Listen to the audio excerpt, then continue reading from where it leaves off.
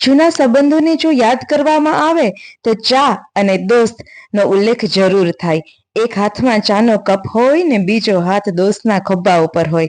બસ આટલું જ તો જોઈએ છે. તો ચાના કપ અને દોસ્તી ઉપર એક નાનકડી પ્રસ્તુતિ. ઠંડી ગરમી કે હોય વરસાદ, ચાના કપ માટે હરદમ ફુરસદ. આજે તારું બ્રેકઅપ થયું તો ચાલ તને ચા પીવડાવું, ને આજે ક્યાંય જામતું નથી તો ચલ ને ચા પી લઈએ. એ દોસ્ત, તારા મનની વાતો ચાના કપમાંથી છલકાતી, મારી છીપી વાતો પણ ત્યાંથી જ સરકતી. તને જાણવા જાણે કેટલીય ચા પીતી હશે, જાણે આપણી યારીને ચાએ જ સીંચી હશે. તું નારાજ હોય કે ખુશ, તારી સાથે એ ચા પણ તારા જેવી જ લાગતી. દોસ્ત, તારી વાતો ક્યારેક મને ના સમજાતી, ત્યારે હાએ હા કરી હસી પડું અને તારા ચહેરાના ભાવ જોઈ ફરી ગંભીર પણ બની જાઉં.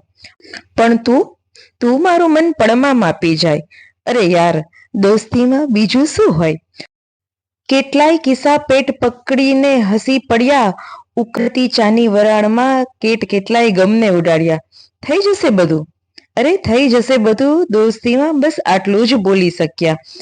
જ્યાં મન ભરીને વાતો થતી ને ત્યાં જ મનની ભરેલી કેટલીક વાતો ઠલવાતી. જ્યાં બેસતા એ લાકડાની બેન્ચ પણ જાણે આપણી જ ભાષા બોલતી. તારી સાથેની ચામાં સ્વાદ છે કંઈ ઓર, તારી સાથેની ચામાં સ્વાદ છે કંઈ ઓર.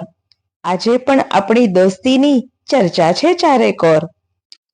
અરે યાર, ફરી જીવી લઈએ એ દોસ્તીને, મન ભરીને માણી લઈએ ચાની ચુસ્કીને, કારણ કે યે દિલ માંગે મોર, યે દિલ માંગે મોર. મારા આવા જ વિચારો સાંભળવા માટે અંતર્મન ચેનલને જરૂર સબસ્ક્રાઇબ કરજો. અંતર્મન, ફિલિંગ્સ થ્રુ વર્ડ્સ.